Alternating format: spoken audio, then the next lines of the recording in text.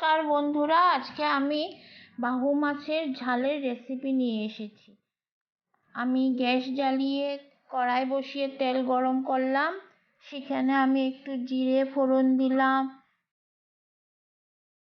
দুটো শুকনো লঙ্কা ফোড়ন দিলাম, দিয়ে ভালো করে লঙ্কা লাল হয়ে গেছে, জিরে লাল হয়ে গেছে, আমি ওখানে রসুন কুচি আদা কুচি ছেড়ে দিলাম। ভালো করে রসুনকে ভেজে নিলাম, নিয়ে এখন পেঁয়াজ এক এক করে পেঁয়াজ ছেড়ে দিলাম। সব পেঁয়াজকে ভালো করে নাড়াচাড়া করে নিলাম। পেঁয়াজ নাড়াচাড়া করে দেখুন বন্ধুরা লাল হয়ে গেছে, পেঁয়াজের রং চলে এসেছে লাল হয়ে। আমি গ্যাসটা নিভে গেছিল বন্ধুরা, আবার জ্বালিয়ে দিলাম।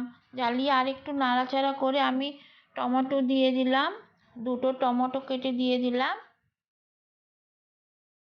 টমেটো দিয়ে ভালো করে নাড়াচাড়া করে নিলাম। একটু জিরে গুঁড়ো দিলাম, হলুদ গুঁড়ো দিলাম, একটু লঙ্কার গুঁড়ো দিলাম, কালারটা সুন্দর আসবে তার জন্য।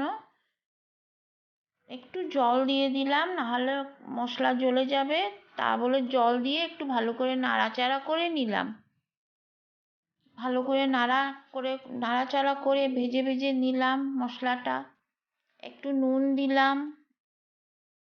একটু চিনি দিলাম, কালারটা সুন্দর আসবে তার জন্য। ভালো করে ভাজা করলাম। একটু টমেটো কেচাপ দিয়ে দিলাম। টমেটো কেচাপটা দিলে একটু টেস্ট আসে বন্ধুরা, তার জন্য একটু টক মিষ্টি হবে। এখন আমি এক এক করে মাছ ছেড়ে দিলাম, মাছকে ভালো করে উল্টে পুল্টিয়ে দিলাম। মশলাটা পুরো গায়ে গায়ে লাগা হয়ে গেছে মাছের। এখন আমি গরম জল ঢেলে দিলাম, গরম জল দিয়ে ভালো করে নাড়াচাড়া করে দিলাম। দেখেছেন বন্ধু কালার কি সুন্দর আছে, মাছের ঝোল এখন টকবক করছে করে আমার ঝোল রেডি হয়ে গেছে। দেখেন রেসিপিটা অনেক সুন্দর, দারুণ। আপনি এটা রুটির সাথেও খেতে পারেন, ভাতের সাথেও খেতে পারেন। যদি আমার রেসিপিটা ভালো লেগে থাকে আপনারা তাহলে লাইক শেয়ার সাবস্ক্রাইব নিশ্চয়ই করবেন। আপনাদের জন্য অনেক নতুন নতুন রেসিপি নিয়ে আসবো। আমার রেসিপিটা দেখার জন্য ধন্যবাদ বন্ধুরা।